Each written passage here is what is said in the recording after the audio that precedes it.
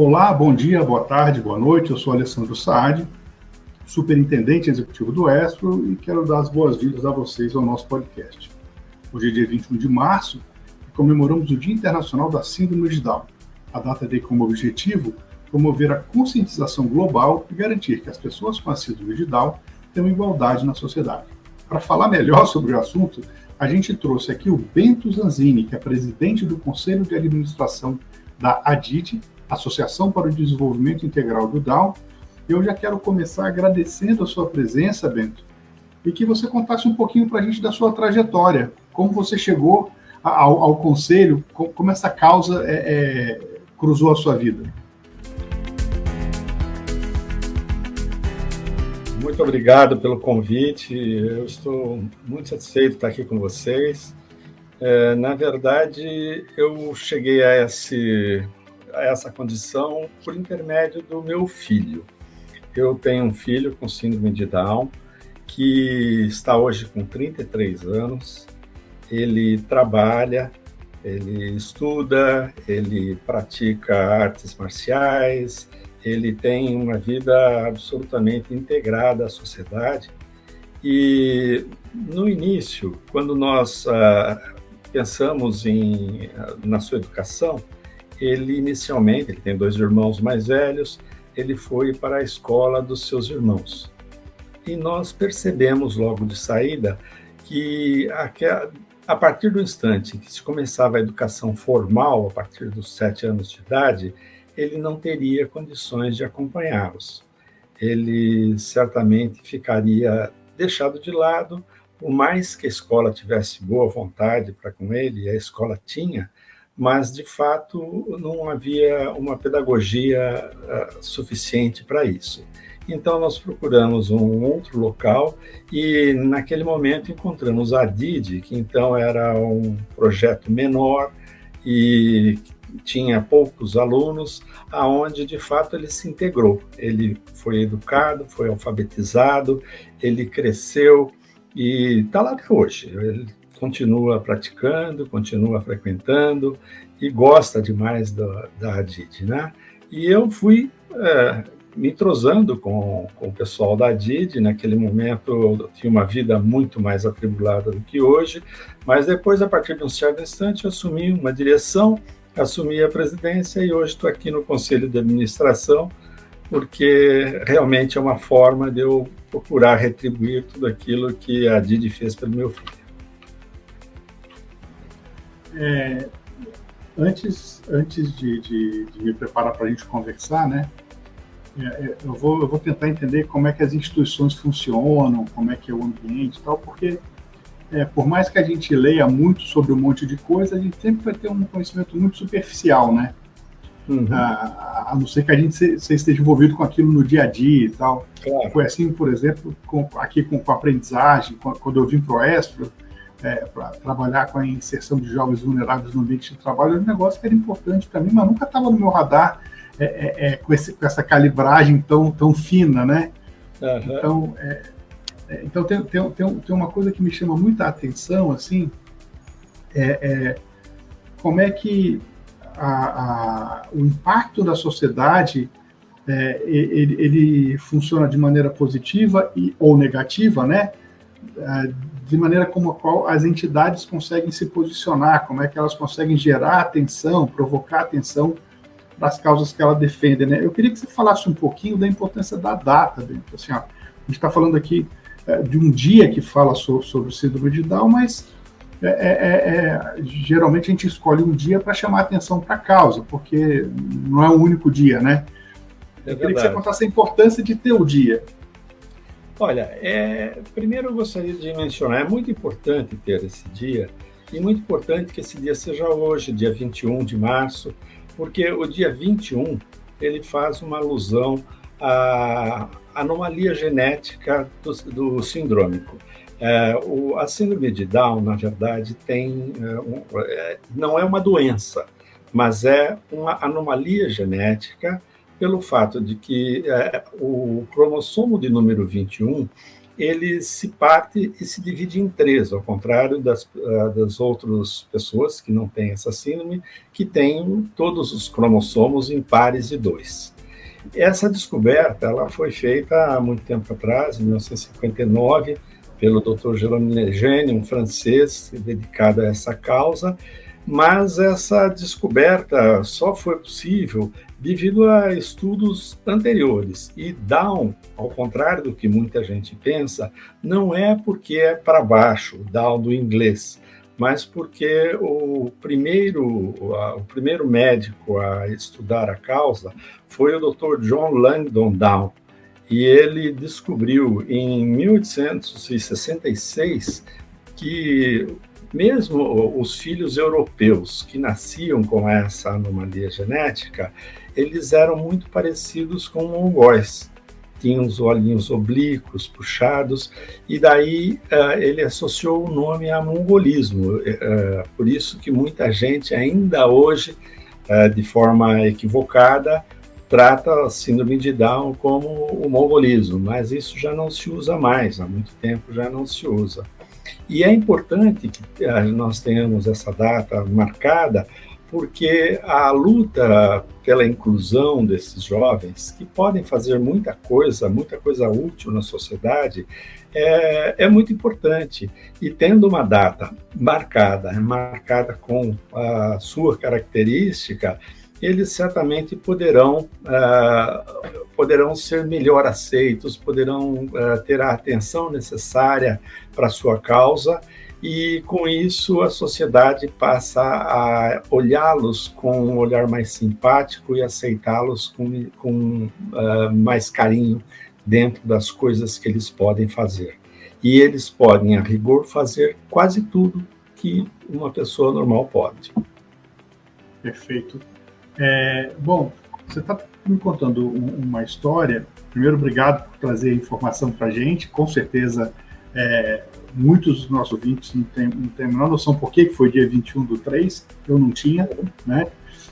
E a questão do Dr. Down, isso eu achei nas minhas pesquisas, mas a grande maioria das pessoas não vai parar para pesquisar, e você vai fazer uma provocação muito boa aqui, Bento.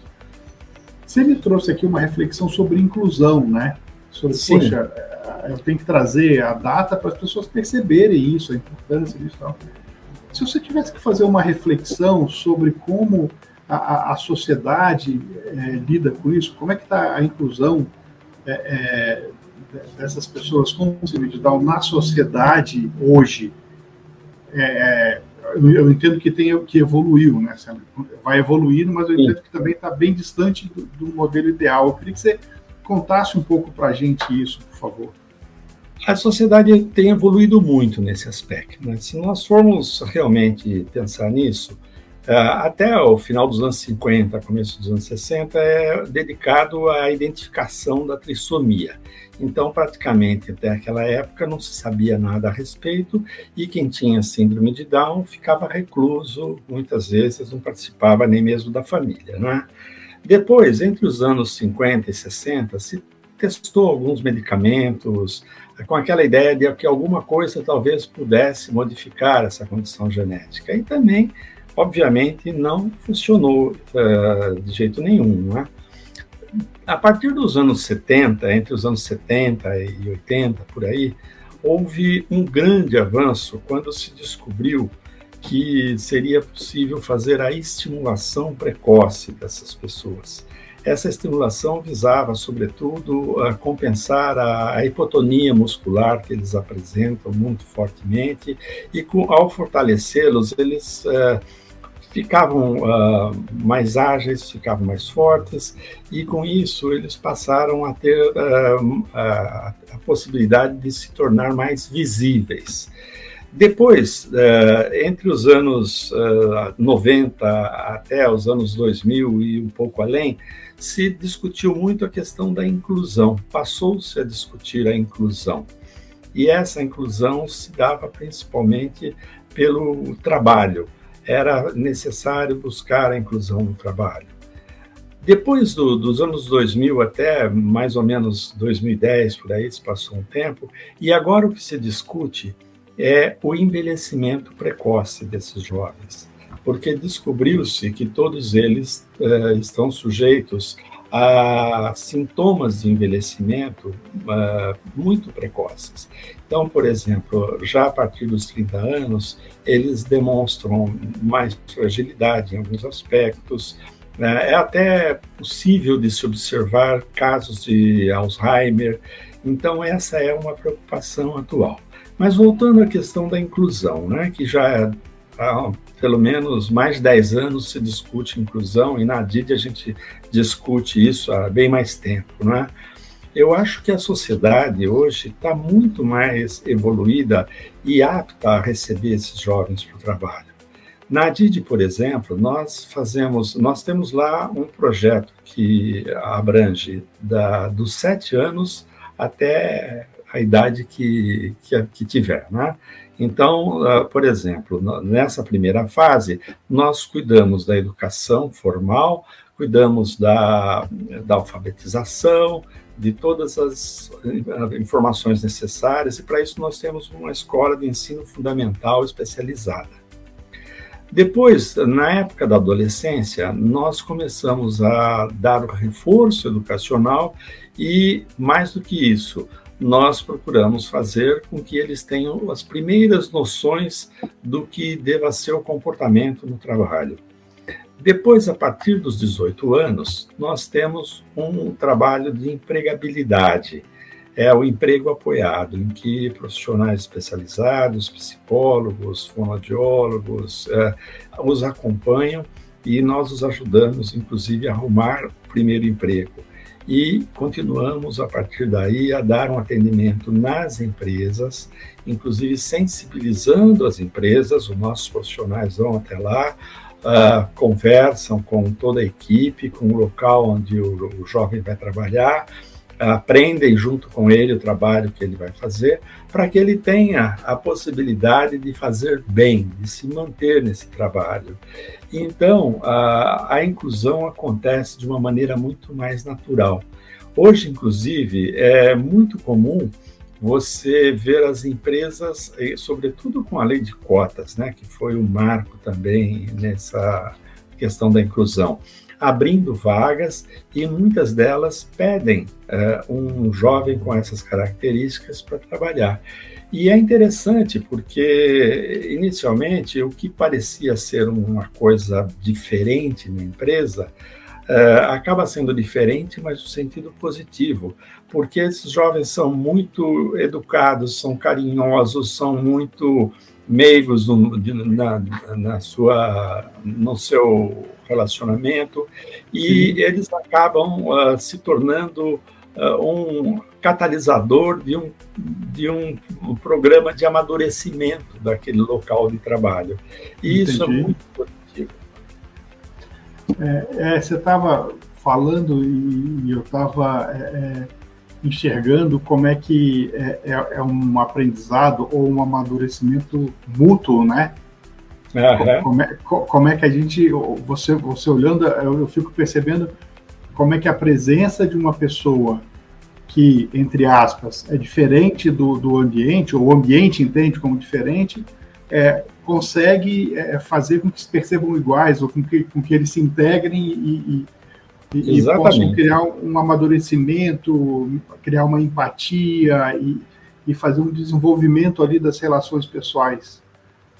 E esse desenvolvimento se dá, inclusive, porque, muito embora eles não desenvolvam tarefas muito sofisticadas dentro das empresas, mas as tarefas que eles realizam muito bem.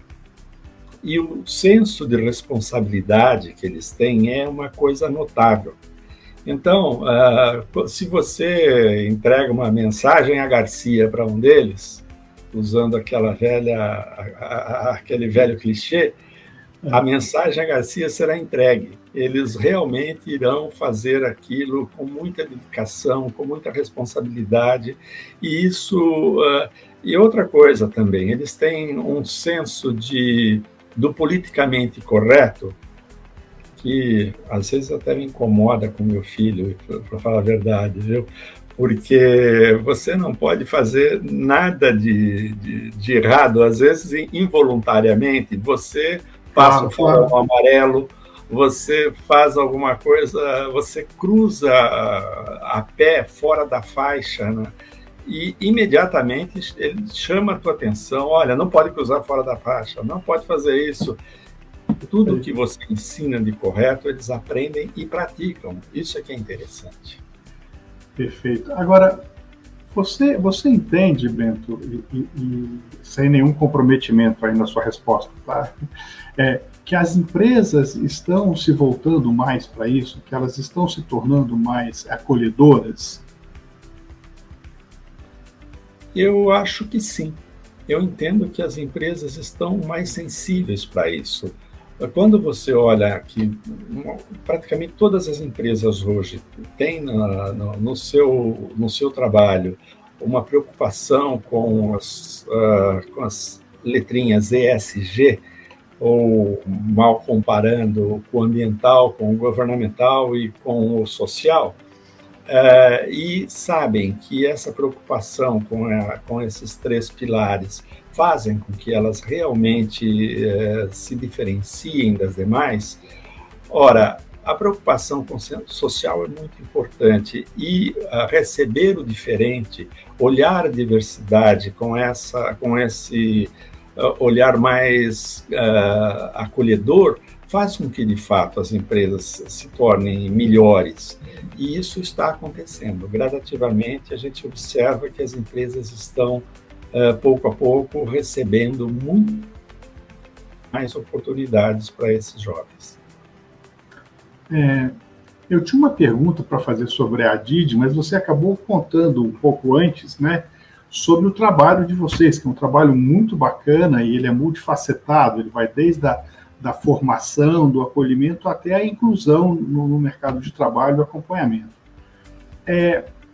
Você entende que daqui para frente a Didi tem que buscar novos desafios? Quer dizer, eu sei que tem muita coisa para ser feita sempre, né? Mas você me mostrou que vocês têm um projeto bastante estruturado, bastante sólido, sim, né? Temos, sim. Que você falou, vai desde os 7 anos até o tempo que ele quiser continuar com vocês aí. É, né? verdade. Quais seriam os próximos passos da Didi seguindo a missão de vocês? Bem, eu acho importante contar que a Didi hoje, nós temos aproximadamente 100 jovens lá frequentando, e nessas várias etapas, né? Nós temos, nós iniciamos no final do ano passado, e esse ano continuou, também um projeto muito bonito com a Unisa, a Universidade de Santo Amaro, aonde nós levamos nosso conhecimento até a universidade e estamos formando no campus da universidade salas especiais com os nossos profissionais para atendimento de jovens junto à Unisa. Então, isso já é um projeto que eu entendo um avanço naquilo que nós estamos fazendo. Mas eu entendo que ainda é necessário, e nós temos uma dificuldade muito grande financeira para isso. Nós temos o ensino fundamental. E eu gostaria muito de poder levar adiante um projeto para que esse ensino fundamental fosse até o 9º ano. Nós temos até o 5º ano. Para o 9º ano, você tem que ter professores especializados para cada matéria, e isso já vai aumentando o custo de manutenção da escola, não é? E eu imagino que os próximos passos serão dados nesse sentido. Porque hoje nós temos lá não apenas o atendimento formal, mas nós temos outras coisas. Nós oferecemos o teatro, que é para fazer com que eles desenvolvam a sua habilidade de comunicação. Nós temos aulas de dança, que é para que a habilidade motora deles seja estimulada. Nós temos aulas de capoeira. Nós temos várias outras atividades que já são oferecidas para que complementem toda a necessidade que esses jovens têm. E eu imagino que a DID pode realmente cumprir um papel maior se conseguir obter os recursos necessários para montar esse ciclo superior aí de educação. O que eu acho que a gente tem que, às vezes, pensar um pouco melhor é porque há uma discussão muito grande sobre a importância e a necessidade das escolas especiais. A DID é uma escola especial e a gente vê, por exemplo, que hoje o ensino regular também está oferecendo salas e professores para receber esses jovens com síndrome de Down no ensino regular, não é? Eu acho muito importante e eu acho legal que isso aconteça. Quanto mais oportunidades eles tiverem, melhor. Porém, nós temos que compreender que determinadas situações não são acompanhadas por eles.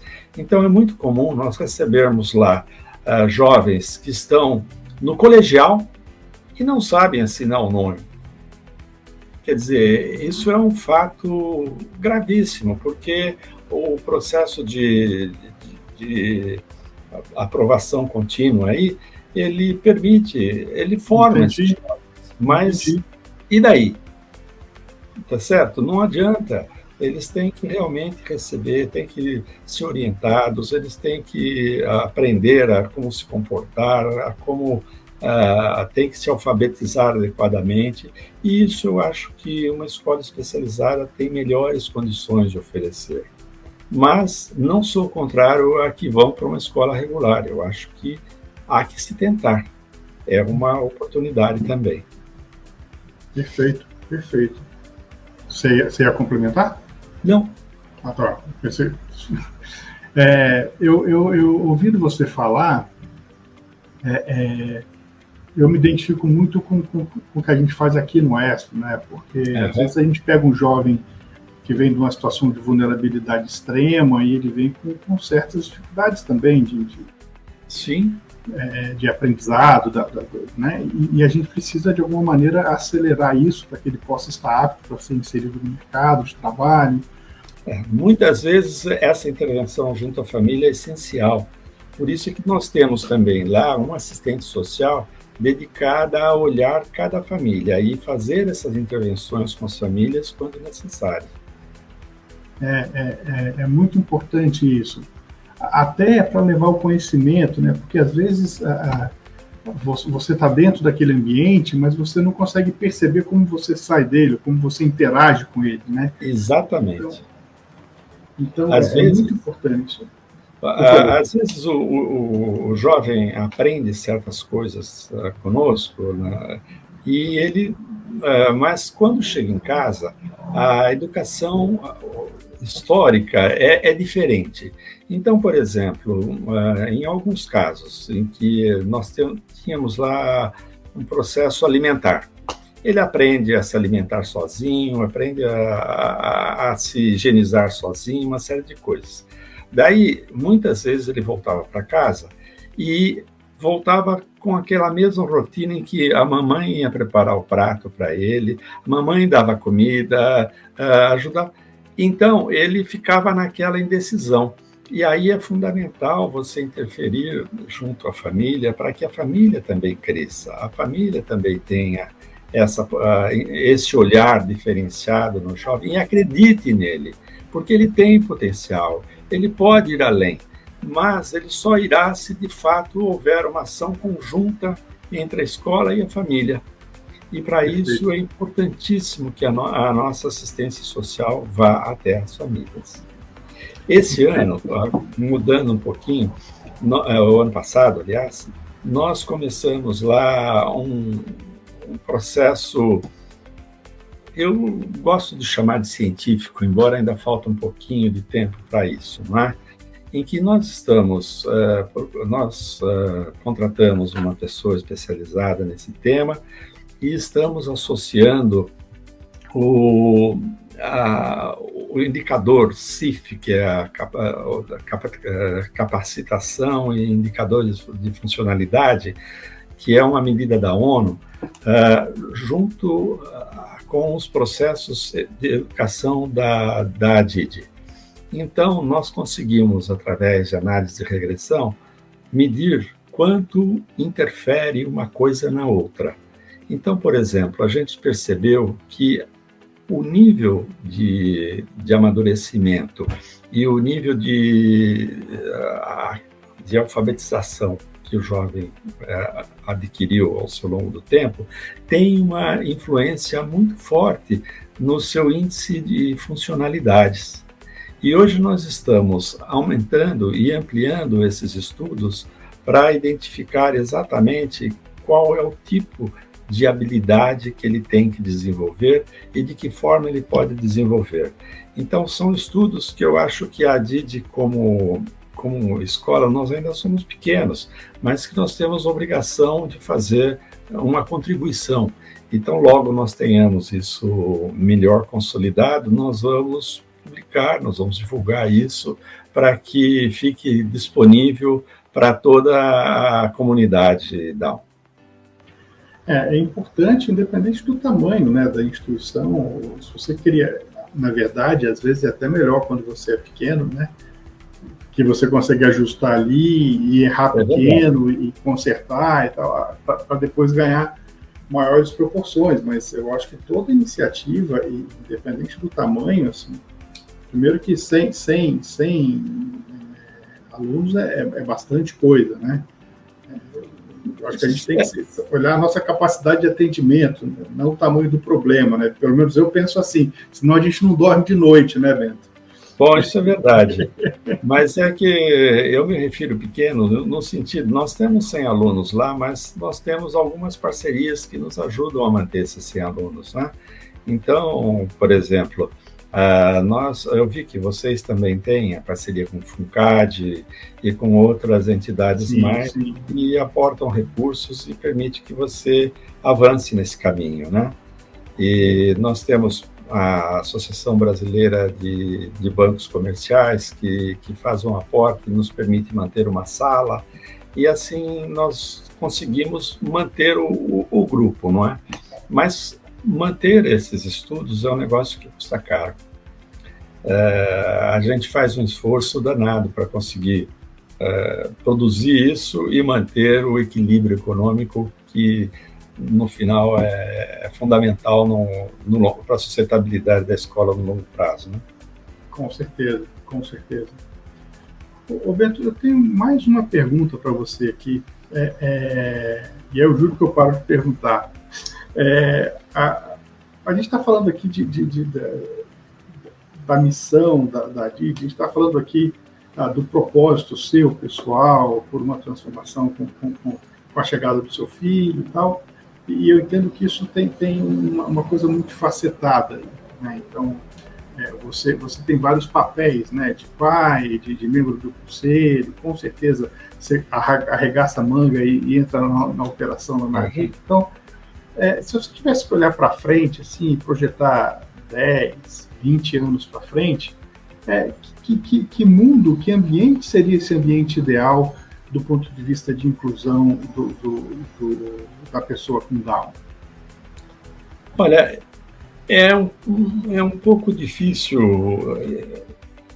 sonhar assim 10 anos para frente nesse aspecto, mas o meu sonho, na verdade, é que nós tivéssemos um mundo em que eu não precisasse ter a DID.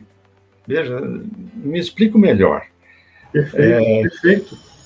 Eu vejo um mundo em que as escolas seriam tão boas e tão bem organizadas, tão preparadas para receber todos os alunos, que você não precisaria ter escolas especiais. Então, você vai dizer, puxa, mas você está dando um tiro no pé, você está... Não, eu não estou, eu estou simplesmente pensando no que eu vejo. Acho que não vai ser assim tão cedo, infelizmente, em 10 anos não vai acontecer isso, e a DID vai continuar progredindo, mas sonhos são sonhos, né? E a gente tem que sonhar com isso. A DID hoje, eu não disse, mas ela é uma entidade sem fins lucrativos. Ela com o recurso que arrecada, ela cresce, ela se organiza, mas ela não visa lucro. A BIB não tem dono, ela é uma associação de pais. E foi fundada, assim, lá em 1989, um grupo de pais teve as mesmas dificuldades que eu tive, alguns anos depois, e resolveu fundar um núcleo de ensino para os seus filhos. Isso depois veio crescendo e chegou aonde chegamos hoje, que já é uma entidade muito importante dentro do seu meio. Eu acho que nós somos uma referência, na verdade, para a síndrome de Down, em São Paulo e no Brasil, obviamente, não é? Mas isso não impede que eu possa ter sonhos de outra natureza. Mas eu acho que você colocou muito bem. Na verdade, o objetivo, eu acho que de toda a ação, né, vamos falar assim, de assistência social, é que ela deixe de ter utilidade, né? Que a sociedade evolua a ponto disso não ser necessário, de você não precisar chamar atenção para isso, de você não precisar corrigir determinada coisa, porque ela já foi naturalmente absorvida pela sociedade. E, né, eu compartilho da sua aspiração. Você falou comedidos, mas faz todo sentido a sua colocação. É uma colocação muito genuína e é uma aspiração. Concordo com você que, infelizmente, em 10 anos, 20 anos, a gente ainda não vai estar assim, mas eu acho que é o que a gente tem que buscar, né? Uma vez que é um propósito totalmente genuíno, né? E eu vejo também, eu sonho também que dentro de um período como esse, nós possamos ter uma absorção natural dessas pessoas pela sociedade, pelas empresas, porque no meio social, na verdade, vamos ser honestos, eles já romperam essa barreira. Hoje, você vê uma pessoa com síndrome de Down na rua ou em qualquer ambiente, eles são integrados. Eles têm o que oferecer para a sociedade.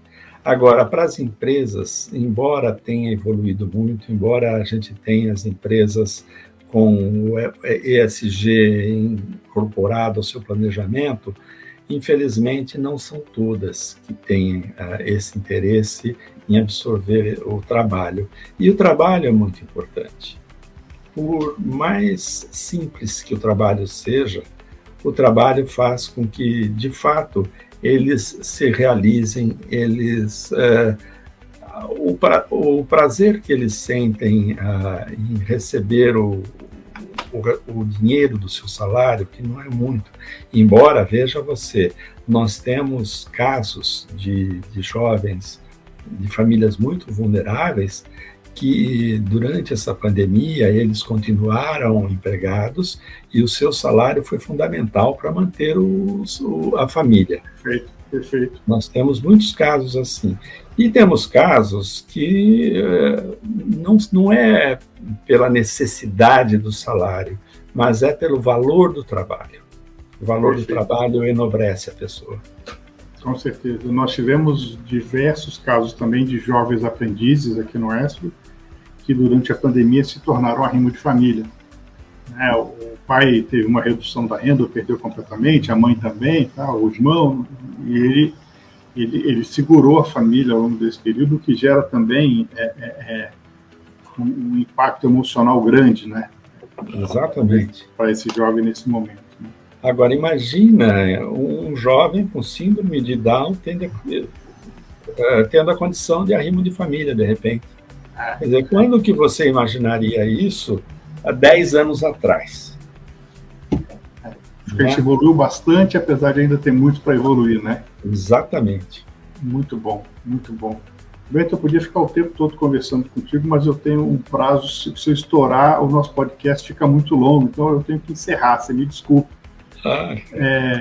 E para encerrar, eu queria muito agradecer aqui o seu tempo, a sua participação, toda a informação que você trouxe aqui, que você ter compartilhado com a gente a sua história pessoal, que foi por meio dela que você começou a atuar fortemente. Eu queria deixar um espaço aqui, se você quiser deixar o contato da Didi, alguma outra forma de entrar em contato com vocês, esse é o momento. Muito obrigado, Alessandro. Eu gostaria, sim, de deixar um contato da Didi. A Didi fica no Brooklyn, aqui em São Paulo, na rua Guararapes, 864. Os contatos podem ser feitos pela secretaria.